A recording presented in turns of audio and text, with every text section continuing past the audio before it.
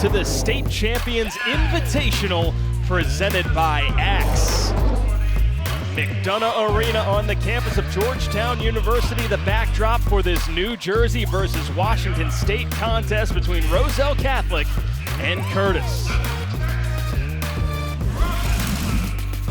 Quite the loaded bracket that we've got here. Roselle and Curtis leading things off. Later tonight on ESPN Plus, Corner Canyon of Utah taking on Yazoo City of Mississippi for the right to play Sidwell Friends in the semifinal. Meanwhile, top-ranked Wheeler awaits the outcome of this contest. Good evening, everyone, and welcome to our nation's capital with ESPN National Recruiting Director Paul Biancardi. Joe Tordy, so glad you could join us for this one. And Paul, what an event, the second time that the SCI is taking place, and a great collection of talent. No orange allowed in University City today. This afternoon in Philadelphia, it's time for the rivalry game, the Princeton Tigers taking on the Penn Quakers.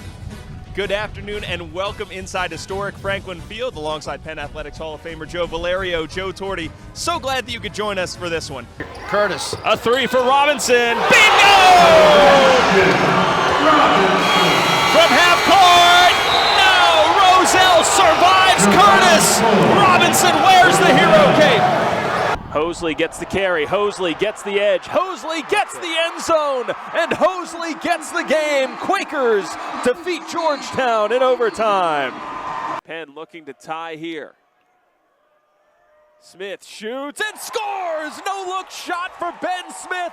That's number 4. 4 off and he knocked it in. Could this be a 12-point round? Nearly. 10 points for Philly, now 17-2. A monster round for Kevin Cook. 1-0. This one hit hard into left center field, way back to the warning track, the wall, and that ball is gone. Slouse pounds one over the left center field wall, and Brown goes back in front 7-5. Slides it across, a shot off the post, and the second effort is in for Zhang.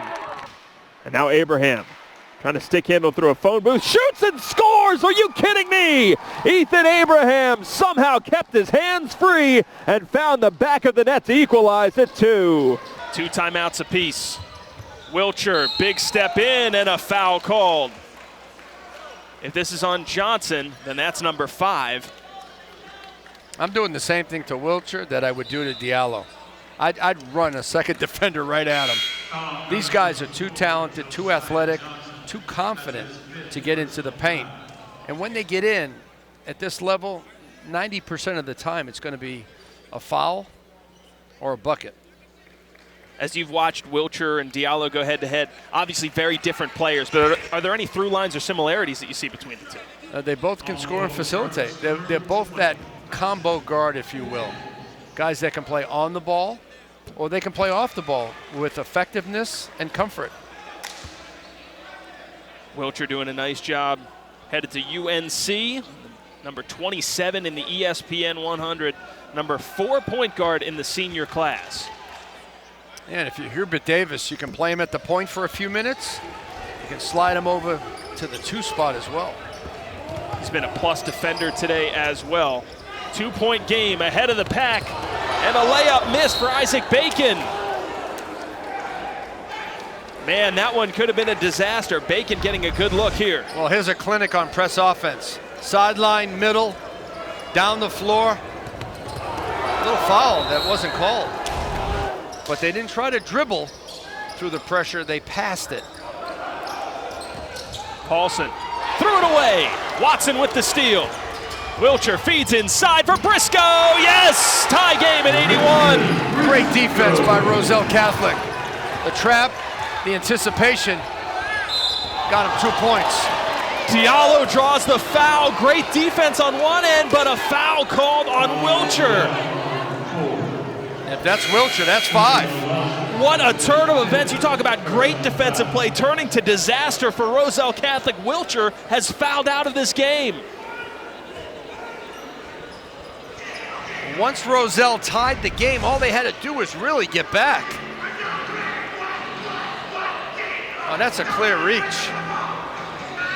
And that's where Simeon Wilcher has to be better thinking the game at the end of games. Tie game. Tie at game, 81. exactly. 12 seconds left. It's Simeon Wilcher time, and he's on the bench now.